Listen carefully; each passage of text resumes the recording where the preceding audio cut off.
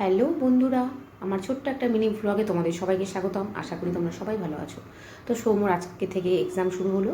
তো ওকে সকালবেলা রুটি আর দুধ করে দিলাম। রুটি আর দুধ দিয়েও খেয়ে গেল। তা রুটিটা খুব তাড়াতাড়ি করেই করছি, যেহেতু ওর এক্সাম।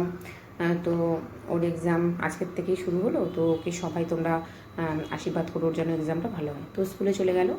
তো আমি সকালবেলা ও বেরিয়ে যাওয়ার পরে তো আমিও রুটি আর দুধ নিয়ে আমি ব্রেকফাস্ট করতে বসে গেলাম।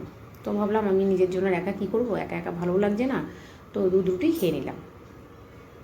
তো বন্ধুরা, এবার হচ্ছে যথারীতি খাওয়া দাওয়ার পরে এবার আমার দুপুরের রান্নার জন্য আমি রান্নাঘরে চলে এলাম। তো ডালটা ওখানে আমড়া দিয়ে সিদ্ধ করে রেখেছি। তারপরে পাশে কড়াই বসিয়েছি, কড়াইতে সর্ষে আর শুকনো লঙ্কা ফোড়ন দিয়ে ডালটা সম্বার দিয়ে দিলাম। তো এবার আমি আজকে করব ডিমের শাহি কোরমা। তো পেঁয়াজ কেটে নিলাম, টমেটো কেটে নিলাম, এগুলো সব কাটাকাটি করবো। শেষে দিয়ে ডিমটাও সিদ্ধ করতে বসিয়েছি।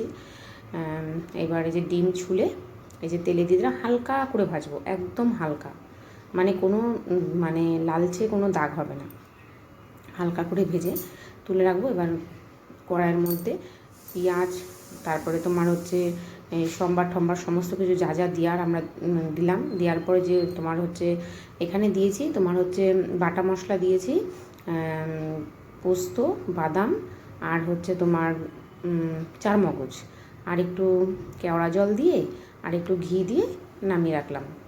তো বন্ধুরা, খেতে দুর্দান্ত ভালো হয়েছিল। আমার মতন করে তোমরা একদিন করে খেয়ে দেখো, আশা করি অনেকেই খেয়েছো, মানে যারা যারা খাওনি তারা একবার ট্রাই করে দেখো, খুবই ভালো।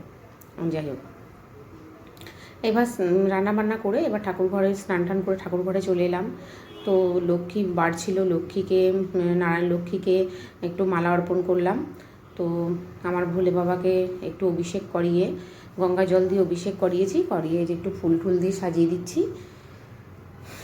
তো আমাদের পুজো পালিটা অনেকটাই সময় লাগে আমার, যেহেতু আমার অনেক কটাই ঠাকুর, হনুমানজি আছে, তারপরে আমার গুরুদেব আছে, তো কালীমা আছে, গোপাল আছে, নারায়ণ লক্ষ্মী আছে, ভোলে বাবা আছে।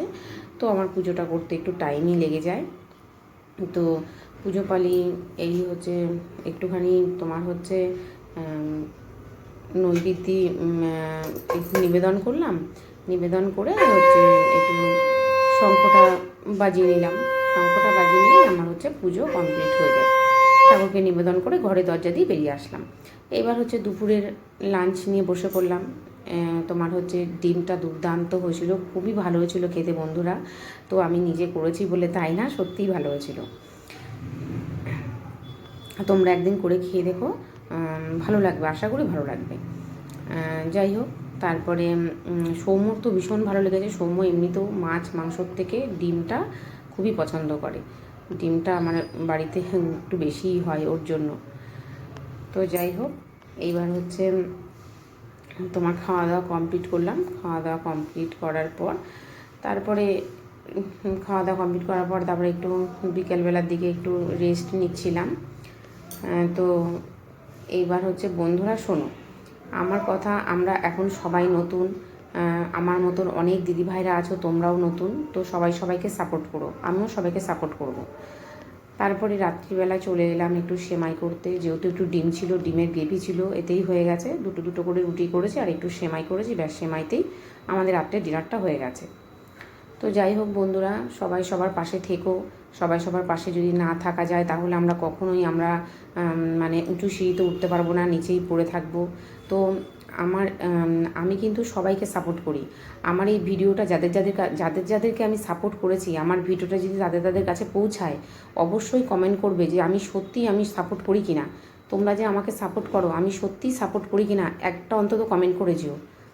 আমি কিন্তু সবাইকে সাপোর্ট করি। আমাকে যে সাপোর্ট করে আমি দেখে সাথে সাথে আমি সাপোর্ট করি। আমার এমন একটা নেশা হয়ে গেছে, আমার না করলে আমি সব সময় মোবাইলটা খুলে খুলে